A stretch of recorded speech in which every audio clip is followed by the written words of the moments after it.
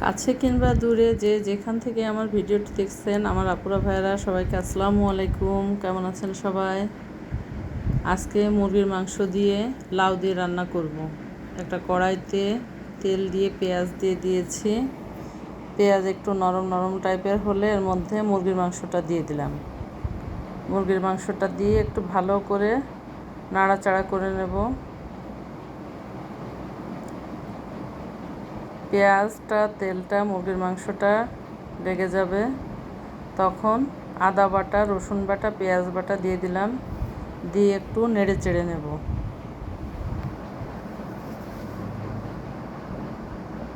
ভালো করে নাড়াচাড়া করে মিশিয়ে এর মধ্যে জিরা ধনিয়ার গুঁড়া দিয়ে দেব 2 চা চামচ, হলুদ দিয়ে দেব, শুকনো মরিচ দেব, দিয়ে ভালো করে কষাবো।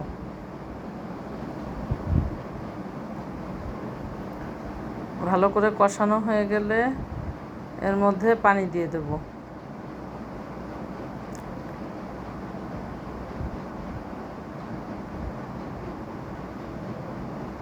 পানি দিয়েও একটু কষিয়ে নেব। আর ওদিকে একটা প্রেসার কুকারে লাউটা নিয়ে নিয়েছি।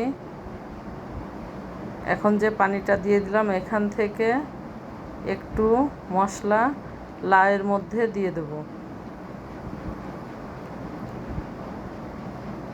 2-3 চামচ মশলা লাউয়ের মধ্যে দিয়ে লাউটা 4-5টা সিটি দিয়ে নেব।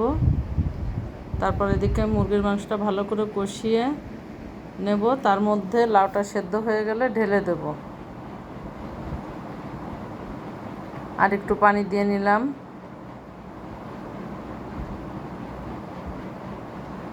লবণ দিয়ে দিলাম।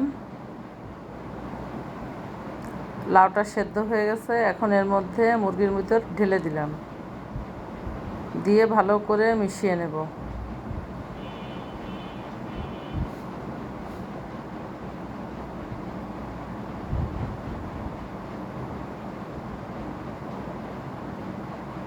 লাউটা সেদ্ধ হয়ে গেছে ভালোভাবে। লাউটা খুব সুন্দর মিষ্টি লাউ।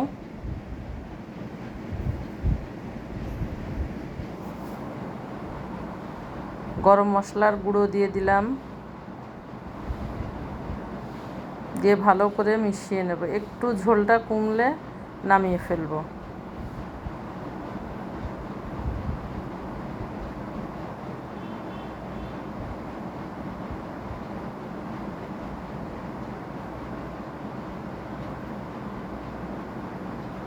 হয়ে গেছে মুরগির মাংসটা, এখন পাত্রে ঢেলে নেব।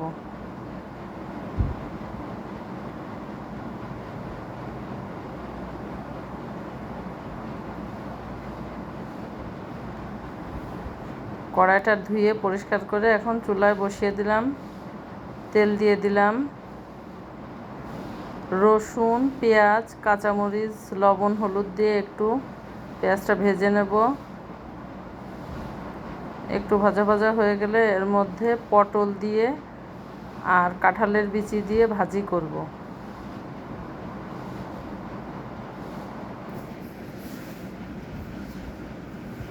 পটল দিয়ে কাঁঠালের বিচি দিয়ে ভাজি খুবই সুস্বাদু একটা খাবার। যে কোনো কিছুর সঙ্গে এই ভাজিটা খুবই সুন্দর লাগে খেতে। একটু পানি দিয়ে দিলাম।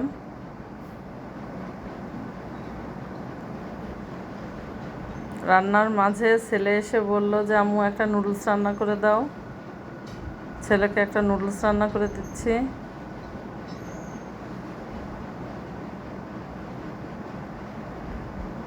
পটল ভাজিটা প্রায় হয়ে আসছে।